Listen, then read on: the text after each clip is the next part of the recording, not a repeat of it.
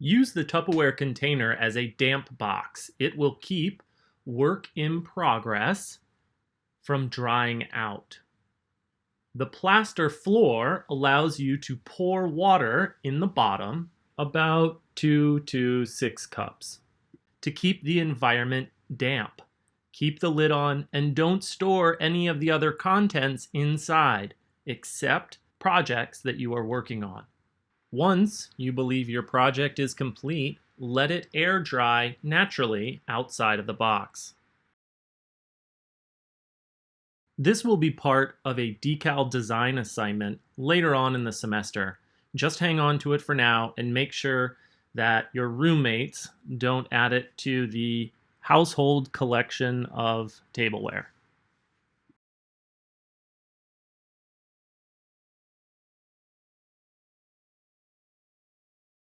This is your tabletop work surface.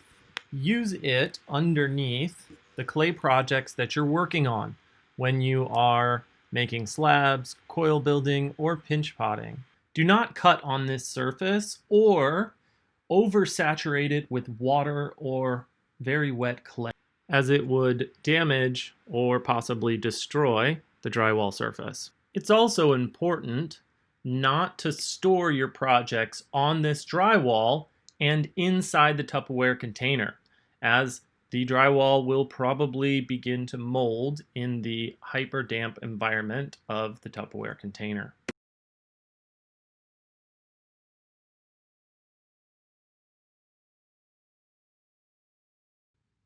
You know what to do with this. Make awesome projects.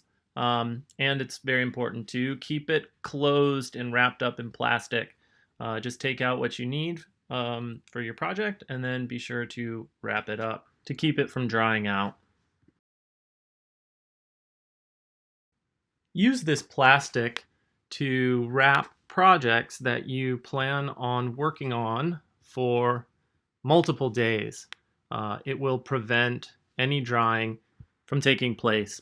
You can use scissors to cut it up into smaller pieces for multiple projects. This is a container of pre-made slurry that we use for slipping and scoring two pieces of clay together. It is made from the same clay that your projects are made from. It just has more water and been mixed together. Keep the lid on it, don't let it dry out, but if it does, you can just add more water and mix it up to get it back to the same consistency.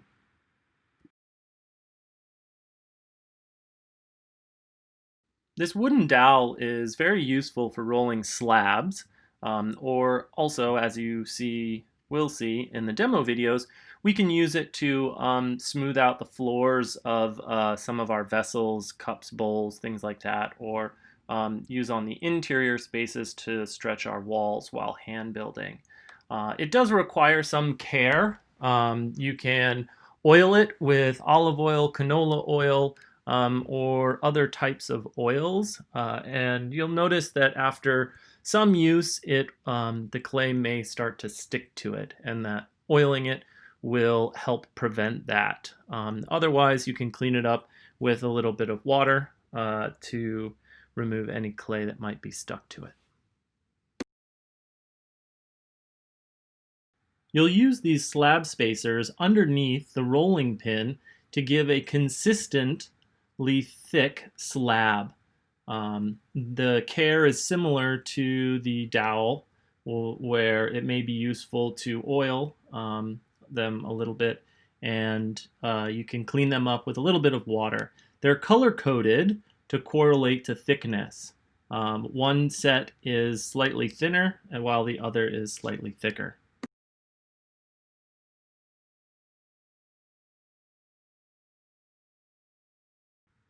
Underglazes are applied with a brush to greenware and sometimes bisqueware. In our case, we'll be applying them to leather hard work. They can be applied to bone dry or wet clay, but leather hard is the optimal stage. We'll talk more about how to apply them in our assignments, but each set should come with a red, yellow, and blue or perhaps some alternate colors.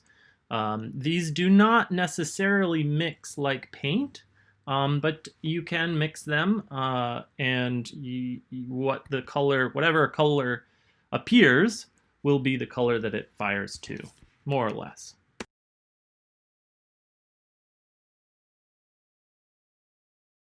And last but not least, we have two more underglazes, a black and a white. Now, these underglazes that we're using are specially formulated so that you can tint and shade with the black and white like you would with any paint that you would typically use.